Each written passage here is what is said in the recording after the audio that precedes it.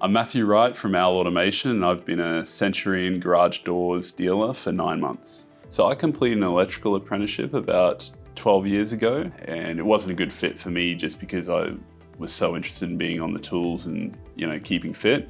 And that's when I decided to get back into the garage door industry, but working for myself. When I joined the Centurion dealer network, I didn't really know what to expect because no other manufacturer has a similar program to it. We ran through how to market our business through social media, Google, and also we went through how to prioritize our time in running our business. Some days is lots of installs, some days service, but I think most of all just every day is different, which is makes it really easy to work. I've been able to expand my business, take on another employee, which has helped my personal life because I now have more time for the things I enjoy. My work life has been great. I've been getting extra leads and being able to fill any spots I previously had in my business. They also pass on leads that we're not competing on because Centurion's the manufacturer and we're the dealers. Being able to offer Centurion Garage Door products gives us a point of difference in the market because, in my opinion, Centurion Garage Doors has the quietest sectional doors, and the roller doors always come in high quality and work well